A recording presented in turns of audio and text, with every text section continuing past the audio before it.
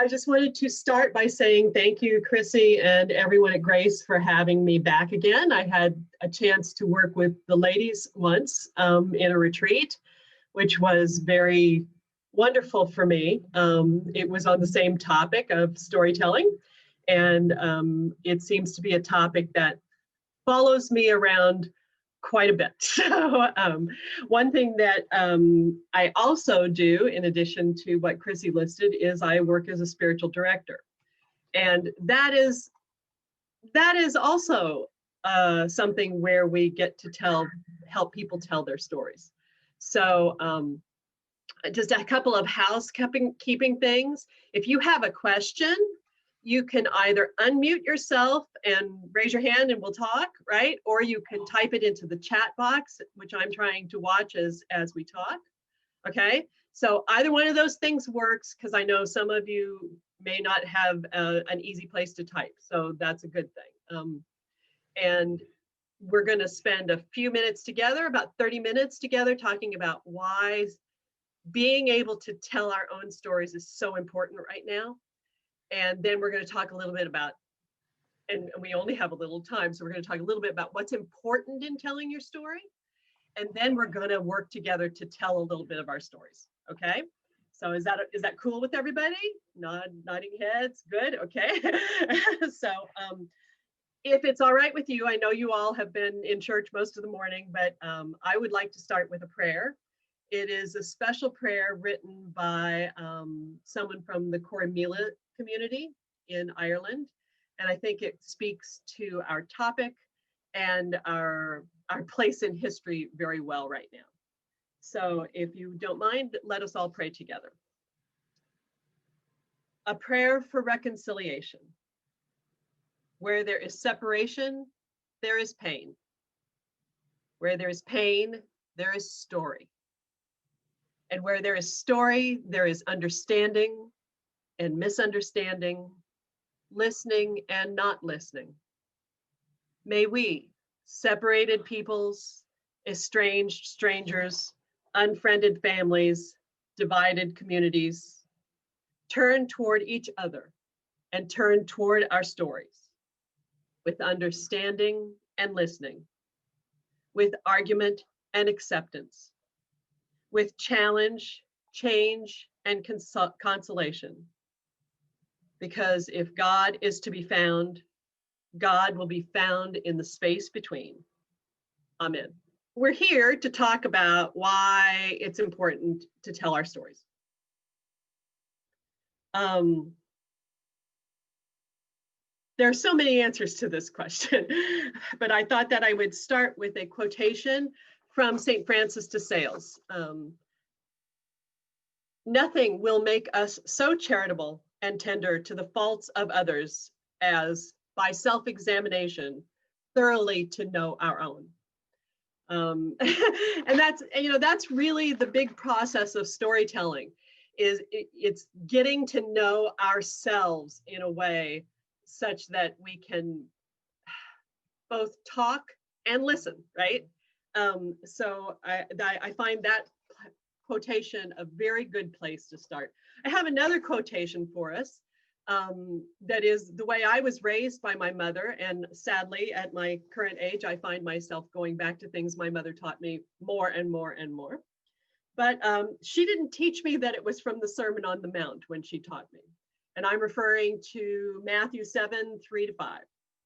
Why do you see the speck in your neighbor's eye, but do not notice the log in your own? Or how can you say to your neighbor, let me take that speck out of your eye, while the log is in your own eye? You hypocrite, first take the log out of your own eye, and then you will see clearly to take the speck out of your neighbor's eye. You know, there's so much that's so difficult in the Sermon on the Mount, and we can always lift any piece of it and say it's an important thing. But this is literally the way I was taught as a child. My mother said, sweep your own doorstep first. She was part German. Sweeping doorsteps was important. Sweep your own doorstep before you do your neighbor's. Take the log out of your own eye. And we can't do any of this unless we have spent time with our own story and our ability to tell our own story. One more quotation about it's not really a quotation, but it's a work that you'll see on the resource list that you might be interested in reading, or you may already know it.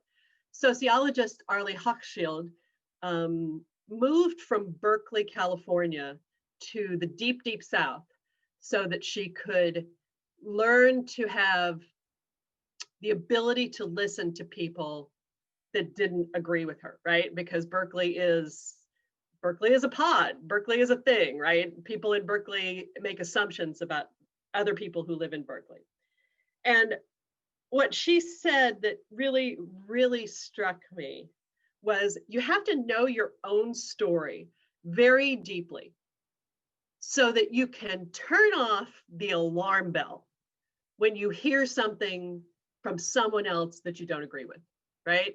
And that only when you can turn off that alarm system can you listen deeply enough to hear the commonality. And there will always be a commonality, right? If we can just not set the alarm bells off. And she points out that we do this all the time. You know, there's Uncle Pete, right? You know, who is gonna go off the rails at Thanksgiving dinner, right? And you love Uncle Pete. So you turn off your alarm system and you let Uncle Pete talk, right?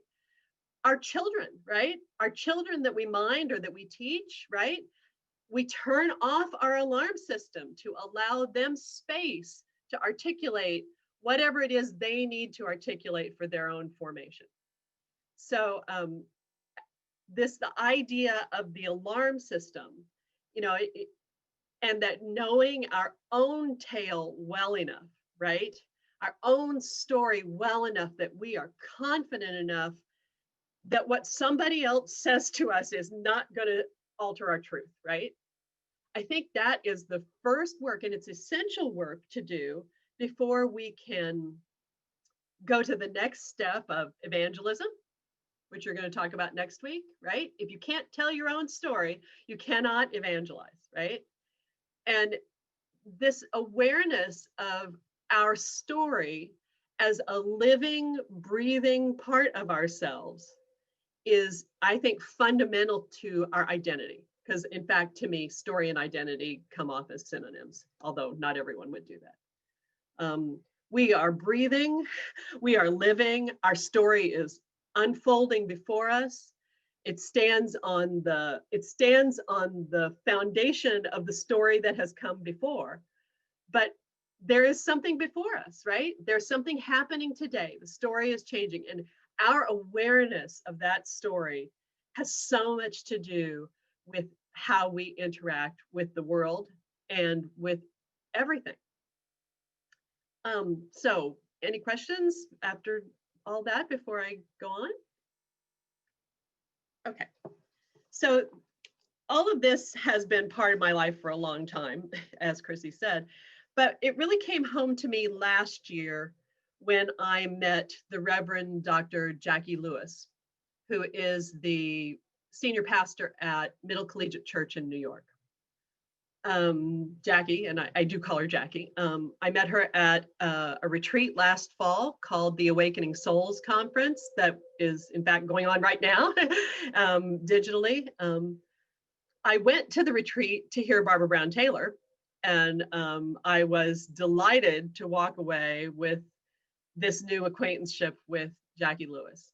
Jackie has written a book that we're going to talk about and that you'll see on the resource list called The Power of Stories. I know it's backwards, I know. The Power of Stories. And this was actually her doctoral dissertation in which she interviewed 5 leaders in the church about why they were able to successfully manage multicultural, diverse congregations, which all of you, I know, as leaders in the church know how hard that is, right? It's real, even with the best of intentions, it's very hard to do. And so she interviewed 5 leaders in the church. And what caught my eye when I first opened it is some of us will know one of these leaders. It's the Reverend Randolph Charles, who used to be at the Church of the Epiphany downtown in DC. She interviewed them to look for the things in their life stories that gave them the ability to, as she calls it, work at the border, right? Work at the border between two things, the thing that you are a part of and the thing that you're not a part of. And we certainly can't talk about all of her work today, but the idea that I want us to bring to what we're going to do together is this idea that our stories, our lives, are very living. We are a living text. You know, we are a text in which revelation continues, right? So she takes the approach of exegesis with a life. And for those of you who've done biblical work, you know that exegesis means what we pull out of the biblical text, right? And she approaches the life of a human being in that way. So she has an entire system, which we'll talk about in a minute, that that she uses to do this, and that she used it in this dissertation. And she's gone on to do really substantial work with racial reconciliation, which was why she was at Awakening Souls last year. And she very firmly believes that if we can change the way we tell our story and change the way we listen to other stories, we can affect healing. And she took it down to the very simplest thing. This is very, very simple, and yet very hard. She asked all of us in the audience, can you change one thing? Can you change just one thing? And see what it does. And so I will begin the storytelling by telling you my own story about this. When she said that, I thought, okay, so what is one thing that I can do to maybe make a small change in someone's life in terms of racial reconciliation? Now, I'm a woman of a certain age, and I'm from the Midwest.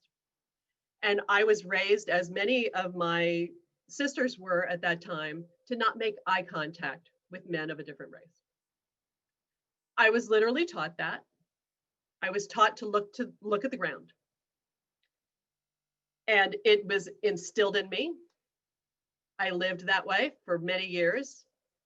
And yet I live on Capitol Hill in the District of Columbia. That means I spend a lot of time looking at the sidewalk. So when she said that to me, I thought, okay, what in my story can I change to make a little change? And I thought, I can look up and I can smile. And I began that process. You know, I began that process. I walk 3 times a day in the neighborhood. I run into a lot of people. And I noticed the change. I noticed I felt better. There was not the tension. You know, maybe it's all in my head, right? But it made me feel better. It was a small change to my story. And that was because of what I learned from Jackie Lewis. So we're going to put that to the side just a second and spend just a few minutes on some basics of storytelling, okay? So there are so many books on storytelling. I could give you long lists of things if you want to read them, but all stories come down to basically 3 elements. There's the speaker or the voice. And if it's your story, it's probably I. Then there are the things that happen, the events, right? Now, that's one kind of storytelling, but the third element is the element that makes the big difference. And that's the element of perspective. Okay, we call it perspective if it's ours. If it's somebody else, we might call it a bias. And I want to give you an example, just a really quick example of what I'm talking about here. So a basic story is factual. Here's my basic story. I was born in Kansas City, Missouri. I grew up there. I was married and divorced there. And I moved to Washington, D.C. after the divorce. facts. Those are all facts. You could look those up. You could put dates and times to them, right? But let me tell it with a sense of perspective.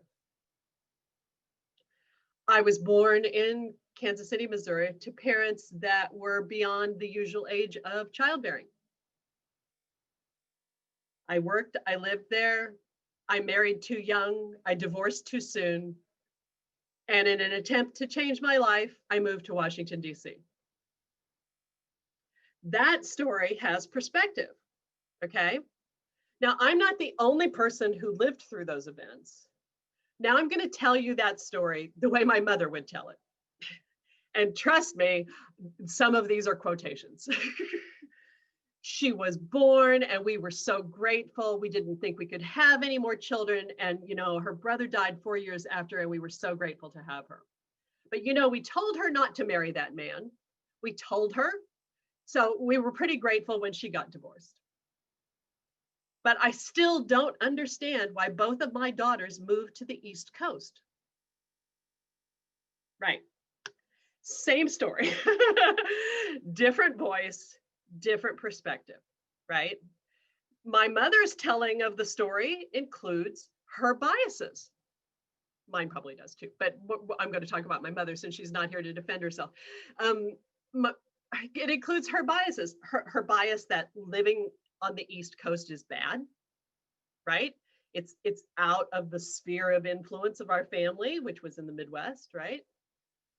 That my ex-husband was a disaster. She wasn't wrong about that. But, you know, these are her biases on events, right? And she would have found it very difficult to visit the East Coast, right? And see my life and think it anything except bad. And that's okay, right? I'm just telling this to illustrate that we all carry our own perspective. And part of really good storytelling, particularly when we're telling our story, is to know where those biases and those perspectives are and where they craft the story in such a way that someone else can't hear it, or that you yourself can't hear the details of your life in a way that's helpful to you, right? I carried that statement about why did both of my daughters move to the East Coast for years, right? Before I could put it aside and say that was her perspective. So that's the importance of perspective, okay? So let's go back for a minute to Dr. Lewis's work, okay? And exegeting life. The process that she went through is a process that any of us could go through if we are interested in doing some detailed storytelling about our lives. And I don't know whether you want to do that or not, but it is a good process. And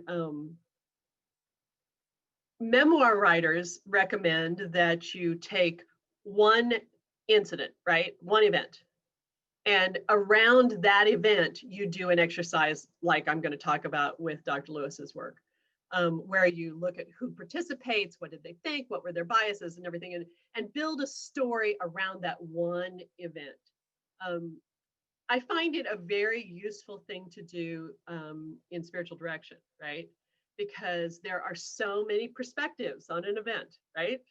There are so many perspectives.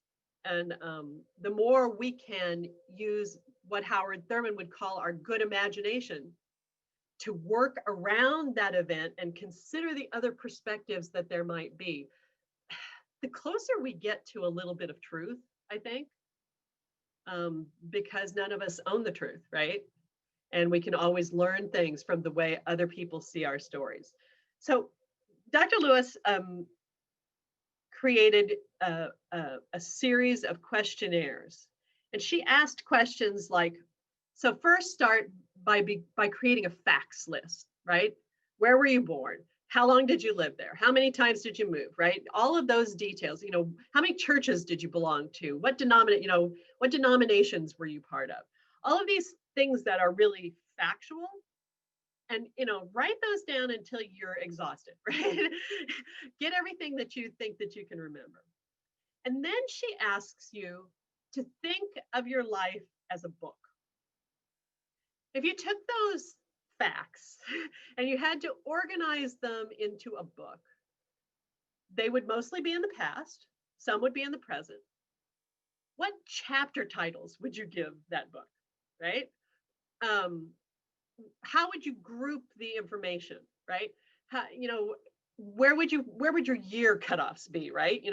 Was 12 a very formative year for you, right? So that throws you into the next chapter, or was it 18, or was it, where are the demarcation lines in your story that put it into chapters? Then sit and list for yourself 10 key events. And by events, she means something very specific, not like I sang opera in Bulgaria 3 summers ago, right? Something like a conversation or an interaction or some event that you know was like a pivot, okay? The first day of Hebrew class, meeting Chrissy, right? That's a pivot point, right? Because that became a lifelong friendship. That's what she means by an event. Not I took Hebrew, but on the first day of Hebrew class, I met Chris Crosby, okay? Take those 10 key events and describe each event as if, with what it says about you as a person, right? What it says about your formation. So then the next thing she asks is if you can name 4 essential, important people in your life. Preferably, one of them should be someone you are not related to, okay? And take and make some notes about the impact those people have had on your story. Now, the next part, I find this the hardest part. What would the future chapters look like? Right? What's your plan? Where are you going? What's the next chapter going to be? Is it going to be a safari in Africa? Is it going to be moving to a new town? Is it going to be, I don't know what it's going to be, but think about that. What do you, this is where Howard Thurman's imagination concept comes in. All of storytelling is about play, even when we're telling the past, because we can't tell it all. Our brains don't remember it all. Our souls don't remember it all. You're going to play with what you remember and how that affects your life. And the last thing she asks the person doing the exegesis to do is to name 2 areas in your life very specifically where you currently face stress or conflict. And take those 2 areas and describe how you would like to see them resolved. Now, if you've done all of this work, right? And you have this in a notebook, then how would your story look, right? Does it change the chapter headings? Does it change the outline? Does it change the future script? Whose story do you want to weave in with yours? It's a very interesting process. And she is telling this in terms of a process really where a congregation like Grace is visioning for the future, or hiring someone, or it's all about visioning, and she's trying to lead you to the idea of a Pentecost paradigm where there are many voices that speak. But I think this is really, really useful in our own lives, right? Because if you know some of these things, then you're going to be able to answer questions about yourself like, why can't I listen to that man on television talk? What is it that makes me cringe, right? What is it that makes me get up and leave the room when Betsy comes in, right? What is it that makes me not take that phone call from my distant cousin that I used to love as a child. It's this kind of identity storytelling work that can be so useful when we go back to Matthew 7, 3-5, right? This will help you find that log in your eye. And maybe you'll be able to take it out, right? Maybe you'll be able to take it out. So I also want to talk to you about another person who is very focused on work alongside what Jackie is doing. And that is the author and public theologian, Brian McLaren. Brian is, an unlikely guy to be doing anti-racist work, but he's done a lot of reconciliation work with the LGBTQ community. He's really told his own story of growth from being an evangelical pastor to being a very respected public theologian. And he's written a little book, which is not published. It is on his website, and it is on the resource list that you'll get. And this little book was written actually for politicians. And it was written for those who are doing political work. And the title of the book is "Why Don't They Get It?" And it's all about listening. So Jackie's work is about telling your story in a lot of ways. And Brian's work is about telling your story so that you can listen, right? Which is the second and maybe the more important part in a lot of ways. And he did a lot of work. He talked to neurologists, he talked to psychologists, and he took all of their research that he could get his hands on about our biases and our reactions to things. And so that he himself could remember it well, he gave them all C names, okay? So they may have different names. If you're a psychologist or a professional sociologist, my apologies, because I'm working from Brian's list, and it may have a better name than what he's given it, but that's what we're going to work with today. So he developed this list of 13 biases that play into our story. They come from our stories, right? We don't just say, "Oh, I'm going to have this bias today." They say, they're part of us, right? But they're things that we can change. And they're things that maybe if we do change, we might have a better listening for people around us. And this work became very important to me for a lot of reasons, but the events of the past year, from the moment of the publication of the 1419 Project by the New York Times, right, on through George Floyd and everything that we have gone through together this year, I had biases. I had biases, and I didn't ask for them, but they were there, and they were the log in my eye. So I've been doing as much work as I can to understand those biases and change. Because another thing that Dr. Lewis points out to us always is this is our work, right? This changing of our biases, this understanding of the blocks that we have, this is our work. So we don't have time to go through all 13 biases that Brian lists, but to give you a sample of it, I'd like to talk about the one that he calls confirmation bias. Confirmation bias causes us to judge new ideas with the ease and comfort with which they fit into what we already think, right? So we have old ideas and we hear a new one and it resonates. It's like, okay, good, I'll take that idea. It fits into our current frame, right? It confirms what we already believe. It's a tough one, right? It's one that we're all fighting with right now in our little echo chambers and our, it's hard to step outside and say, okay, this is my truth, but that's your truth. And it brings me to another point that Arlie Hochschild makes, which is stories are not just told, they're felt, right?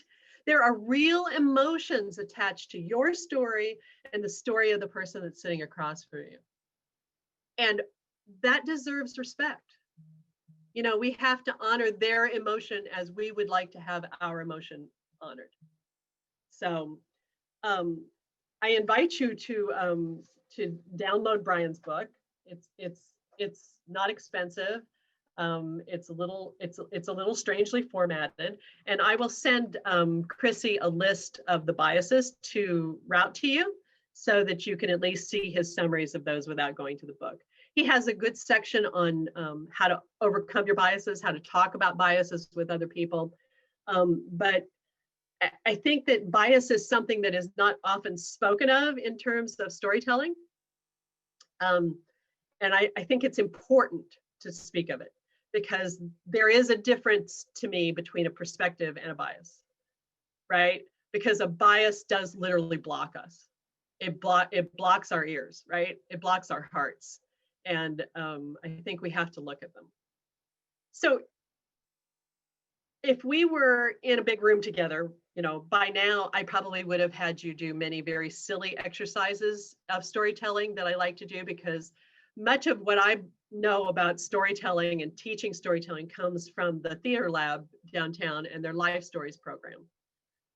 They have a program that works with homeless people and youth, and trying to get them to learn to tell their stories as an act of healing. And you'll see that on the reference list too. I listed the documentary where you can watch the process of them taking 15 homeless women from the N Street Village to the Kennedy Center and doing a live performance, and the importance of storytelling in that. But I like to do as a closing one exercise that it took me until last night to figure out how we were going to do this on Zoom. But it is another way that you can work on telling your own story.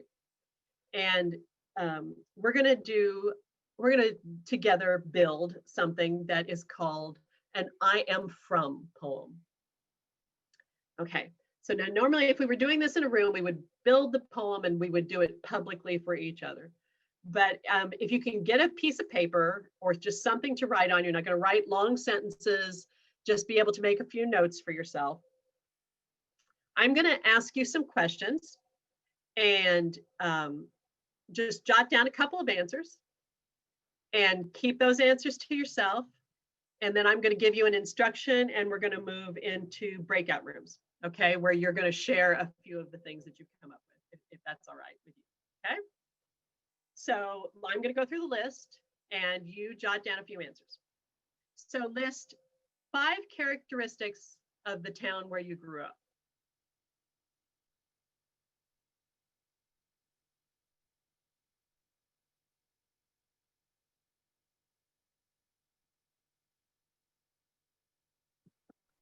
I'm sorry, could you repeat the first request? Yes, list 5 characteristics about the town where you grew up.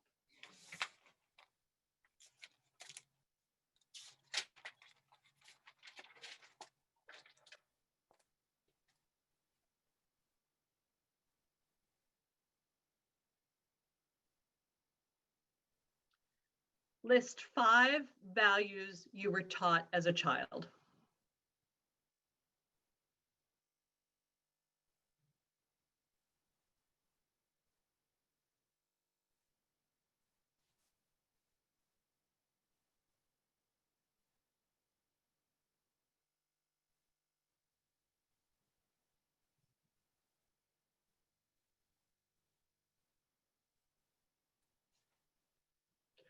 List 2 things you were taught to fear.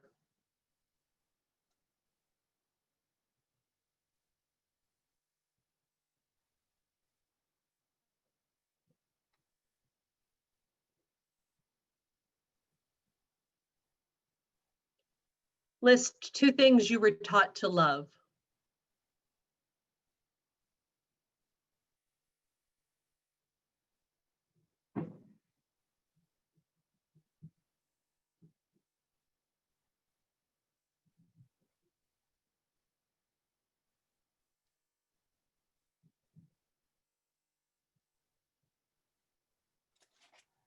List 2 foods you loved growing up.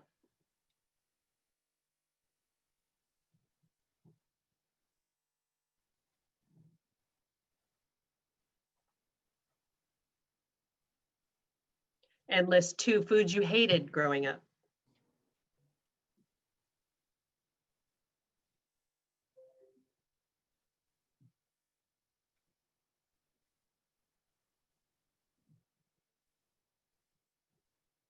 And for the last one, list a time you felt really listened to by a stranger.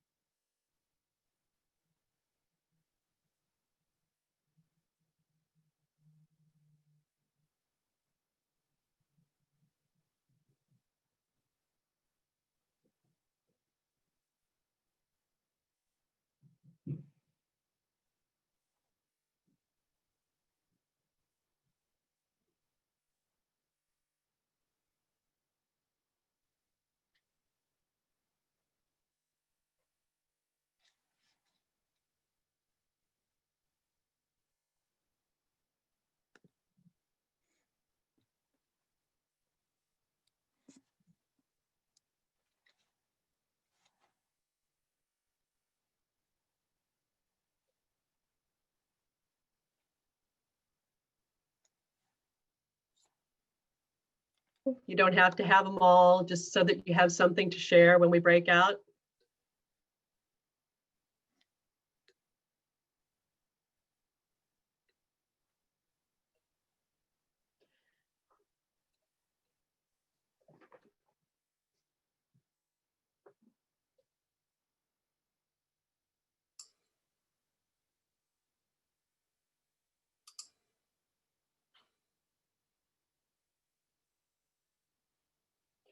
So when you gather in your breakout rooms, what you're going to do is you're going to take some of these things on this list, some of these things you may not want to use, but take what draws you, right?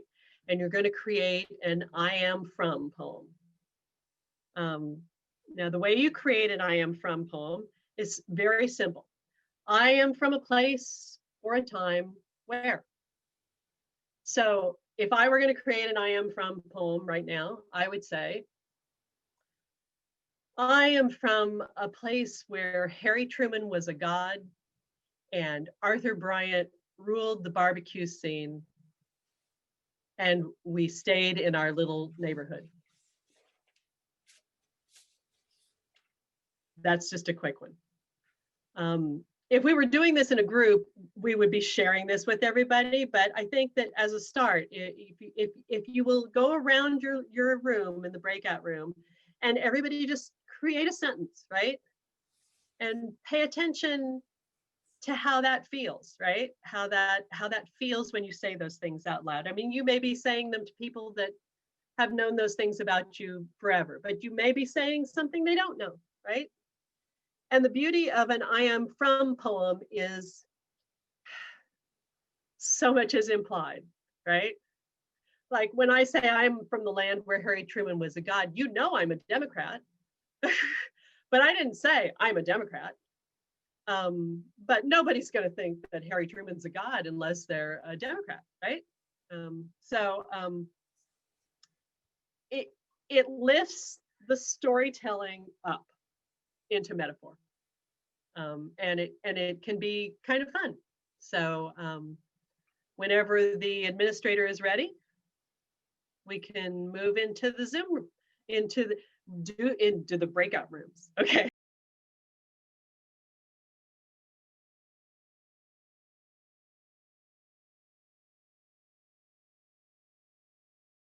For that, and thank you for that.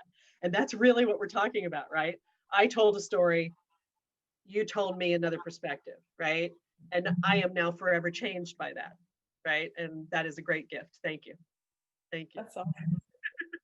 Really meant to say taught. And there's a reason for that, because it looks at the interactions. it takes a group exactly where you all went, right? What did I get by osmosis? What did somebody sit down and tell me, right? It because it's a shocking word in a lot of ways, it throws into juxtaposition where things came from, context, taught by history, taught by any number of things, right? Not necessarily sat down at a desk and given a lesson plan. Us back into the things where many of us are trying to unravel now, right? Why did I think that? Why did I think that was a good thing to say, right? When clear stupid thing to say, right?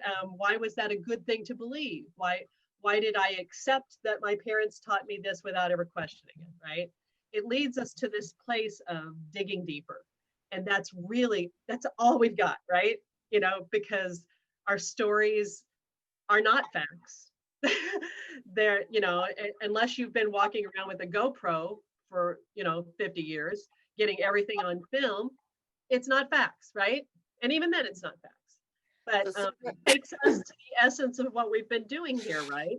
Knowing the facts, knowing the steps, right? The events doesn't necessarily tell the story, right? It's this work, right? That's this work of building our own sense of story so that we can talk to people that don't speak the same language, right?